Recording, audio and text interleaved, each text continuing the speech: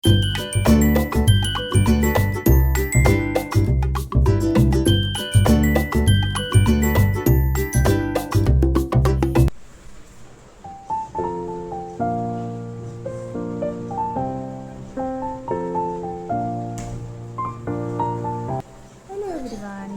Morning, welcome back to our channel.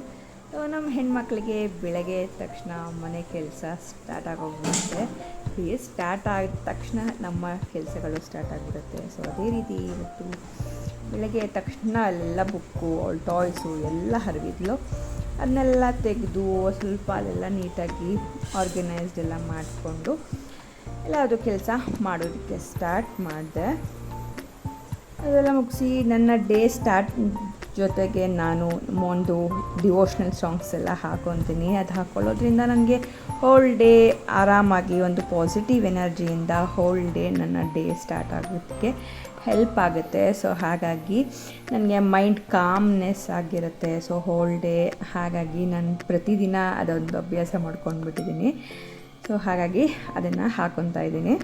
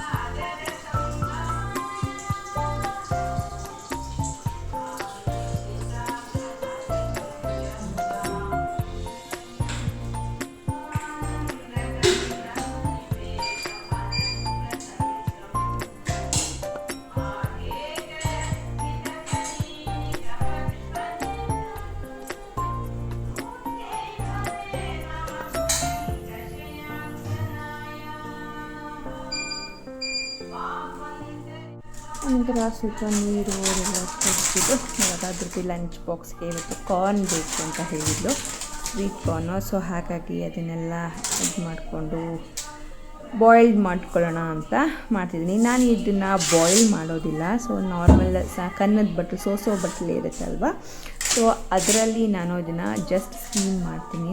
ತುಂಬ ಚೆನ್ನಾಗಿ ಬೇಯುತ್ತೆ ಮತ್ತು ಕೆಲಸ ಕೂಡ ಬೇಗ ಆಗೋಗ್ಬಿಡುತ್ತೆ. ಸೊ ಹಾಗಾಗಿ ಆ ರೀತಿ ನಾನು ಮಾಡ್ತೀನಿ. ಸೊ ನೀವೆಲ್ಲ ಯಾವ ರೀತಿ ಮಾಡ್ತೀರಾ? ಬಾಯ್ಲ್ ಮಾಡ್ತೀರಾ ಇಲ್ಲ ನಂತರನೇ ಈ ಥರ ಸ್ಟೀಮ್ ಮಾಡ್ತೀರಾ ಅನ್ನೋದನ್ನು ಕಮೆಂಟಲ್ಲಿ ತಿಳಿಸಿ.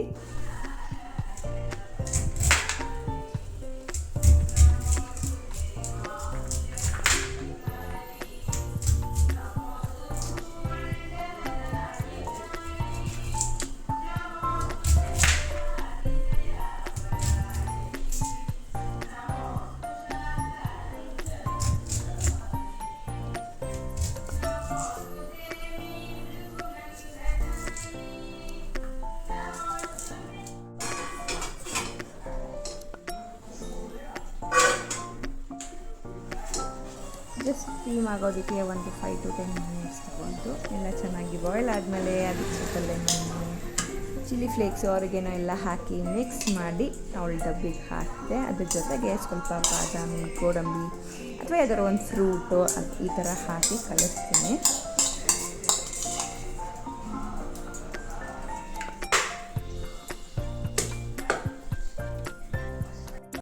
ಆನಂತರ ಎಲ್ಲ ಕೆಲಸ ಮುಗಿದ ಮೇಲೆ ನನ್ನ ಮೀ ಟೈಮ್. ಸೊ ಸ್ವಲ್ಪ ಹೊತ್ತು ನನಗೋಸ್ಕರ ಬಿಸಿ ಬಿಸಿಯಾಗಿರುವಂಥ ನೀರಿಗೆ ಸ್ವಲ್ಪ ಜೀರಿಗೆ ಹಾಕ್ಕೊಂಡು ಆರಾಮಾಗಿ ಕೂತ್ಕೊಂಡು ನನ್ನ ಮೀ ಟೈಮ್ನ ಸ್ಪೆಂಡ್ ಮಾಡ್ತೀನಿ. ಸೊ ಮುಂಚೆ ಎದ್ದ ತಕ್ಷಣ ಕಾಫಿ ಕುಡಿತಿದ್ದೆ. ಸೊ ಇವಾಗ ಸ್ವಲ್ಪ ಚೇಂಜ್ ಮಾಡ್ಕೊಂಡಿದ್ದೀನಿ.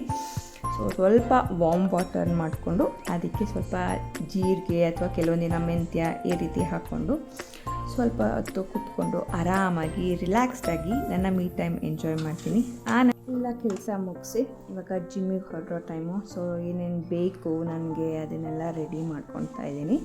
ಸೊ ಪ್ರೋಟೀನ್ ವರ್ಕೌಟ್ ಆದಮೇಲೆ ಪ್ರೋಟೀನ್ ಶೇಕ್ ಕುಡಿತೀವಿ. ಸೊ ಹಾಗಾಗಿ ನನಗೆ ಬರೋದಕ್ಕೆ ಇಬ್ಬರಿಗೂ ಅದನ್ನು ಕೂಡ ರೆಡಿ ಮಾಡಿ ಇಟ್ಕೊತಾ ಇದ್ದೀನಿ.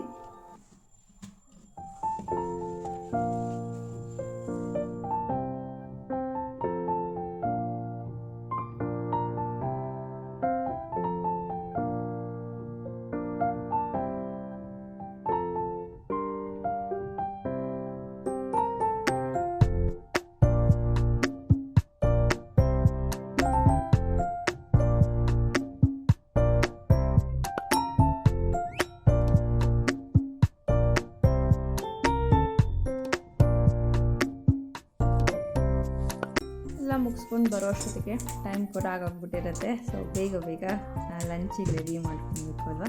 ಸೊ ಇವತ್ತು ವೆಜಿಟೇಬಲ್ ಕರಿ ಮತ್ತು ಇವತ್ತು ರೈಸ್ ಮಾಡ್ತಾಯಿದ್ದೀನಿ ಸಿಂಪಲಾಗಿ. ಯಾಕಂದರೆ ಸ್ವಲ್ಪ ನನಗಿವತ್ತು ಆರ್ಮ್ಸ್ ಎಲ್ಲ ಪೇಯ್ನ್ ಇತ್ತು, ಹಾಗಾಗಿ ಸಿಂಪಲ್ ಆಗಿರೋ ರೆಸಿಪಿ. ಸೊ ವೆಜ್ ಕರಿ ಮತ್ತು ರೈಸ್ ಮಾಡ್ತಾಯಿದ್ದೀನಿ. ಅದ್ರ ಜೊತೆ ನಾರ್ಮಲ್ ಸಲಾಡ್ ಎಲ್ಲ ಇರುತ್ತೆ, ಸೌತೆಕಾಯಿ ಎಲ್ಲ ಹೆಚ್ಚಿ ಸಲಾಡ್ ಮಾಡಿರ್ತೀನಿ. ಸೊ ಕಾಯಿ ಬೇಕಿತ್ತು ಕರಿ ಮಾಡೋದಕ್ಕೆ, ಅದಕ್ಕೆ ಅವರು ಬರೋದ ಹತ್ರ ಓಡಿಸ್ಕೊಂಡು ಇವಾಗ ಎಲ್ಲ ರೆಡಿ ಮಾಡ್ಕೊತಾ ಇದ್ದೀನಿ.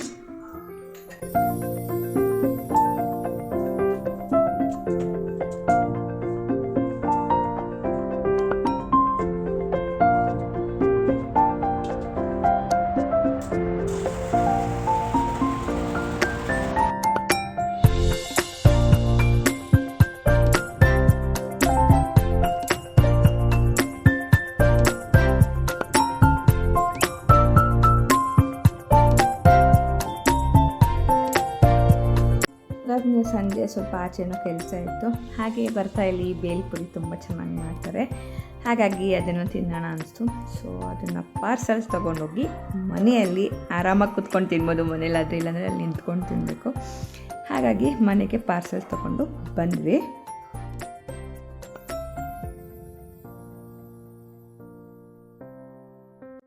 ಸೊ ಸ್ಯಾರಿದು ಆರ್ಗನೈಸ್ ಮಾಡ್ಕೊತಾ ಇದ್ದೆ. ಹಾಗೆ ಸುಮಾರು ಜನ ಕೇಳಿದ್ರಿ ಸ್ಯಾರಿ ಹೇಗೆ ಆರ್ಗನೈಸ್ ಮಾಡ್ಕೊಂಡಿದ್ದೀರಾ ತೋರಿಸಿ ಅಂತ.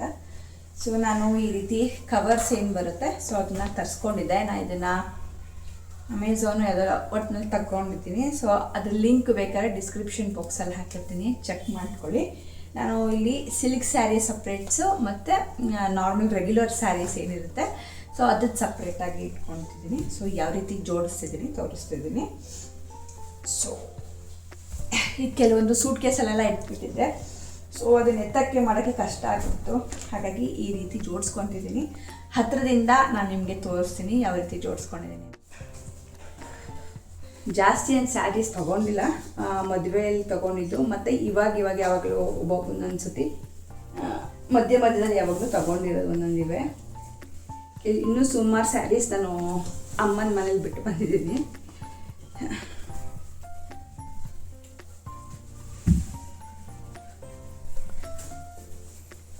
ಸೊ ನನಗೆ ಇದು ಕಾಂಬಿನೇಷನ್ ಸಿಕ್ಕಾಪಟ್ಟೆ ಇಷ್ಟ ಆಯಿತು. ಸೊ ನಿಮಗೇನು ಅನಿಸುತ್ತೆ ಈ ಕಲರ್ ಇವೆರಡು ಕಾಂಬಿನೇಷನ್ ಅಂತ ಕಮೆಂಟಲ್ಲಿ ತಿಳಿಸಿ ನನಗೆ. ಸೊ ನನಗೆ ಈ ಪಿಂಕ್ ಮತ್ತು ಸ್ಕೈ ಬ್ಲೂ ಕಲರ್ ಬರುತ್ತೆ ಬ್ಲೌಸು, ಸಿಕ್ಕಾಪಟ್ಟೆ ಸಖತ್ತಾಗಿದೆ ಇದು.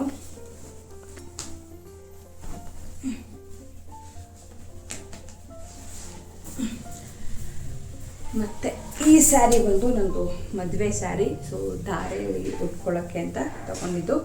ಸೀರೆ ಮತ್ತು ಸಿಕ್ಕಾಪಟ್ಟೆ ಭಾರ ಇದೆ, ಮತ್ತು ಅದಕ್ಕೆ ಫುಲ್ ಇದಕ್ಕೆಲ್ಲ ಕುಚ್ಚೆಲ್ಲ ತುಂಬ ಇದಾಗಿ ಹಾಕ್ಸಿದ್ರಿಂದ ಸ್ವಲ್ಪ ಭಾರ ಇದೆ. ಮತ್ತು ಈ ಬ್ಲೌಸ್ ಕೂಡ ಅಷ್ಟೇ ನೋಡಿ, ಇಲ್ಲಿ ಸಿಕ್ಕಾಪಟ್ಟೆ ಹಿಂಗೆ ಇಟ್ಕೊಳ್ಳೋಕ್ಕೆ ಆಗಲ್ಲ, ಅಷ್ಟು ಭಾರ ಇದೆ ಇದು. ರೆಗ್ಯುಲರ್ ಯಾವಾಗಲೂ ನಾವು ಸ್ಯಾರಿ ಉಟ್ಕೊಳ್ಳಲ್ಲ ಅಲ್ವಾ, ಸೊ ಹಾಗಾಗಿ ನಾರ್ಮಲ್ಲಾಗಿ ನೋಡಿ ಈ ಥರ ಕಾಣಿಸುತ್ತೆ. ನಿಮ್ಗೆ ಯಾವ ಸ್ಯಾರಿ ಇದು ಏನು ಅಂತ ಆರಾಮಾಗಿ ನಿಮಗೆ ಬೇಕಾದಂಗೆ ತೆಕ್ಕೊಬೋದು.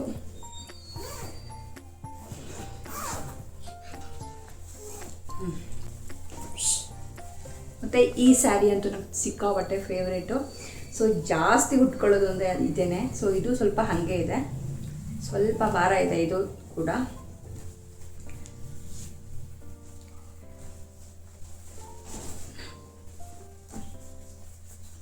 ನಾನು ಬ್ಲೌಸಸ್ ಇದ್ರ ಒಳಗಡೆ ಇಟ್ಕೊತೀನಿ, ಯಾಕಂದರೆ ಮತ್ತೆ ಹುಡುಕ್ಬೇಕಾಗತ್ತೆ. ಇದ್ರೊಳಗೆ ಇದ್ದರೆ ಆರಾಮಾಗಿ ಸಿಗುತ್ತೆ. ಸೊ ಹಾಗಾಗಿ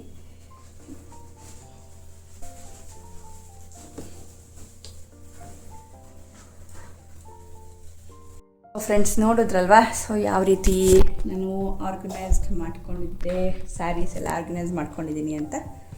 ಸೊ ಇಷ್ಟೇ.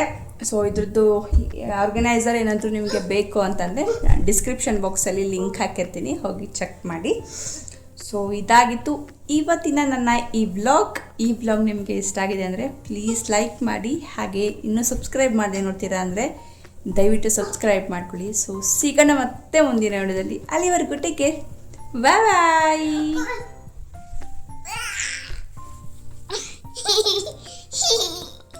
Bye bye. Bye bye bye bye.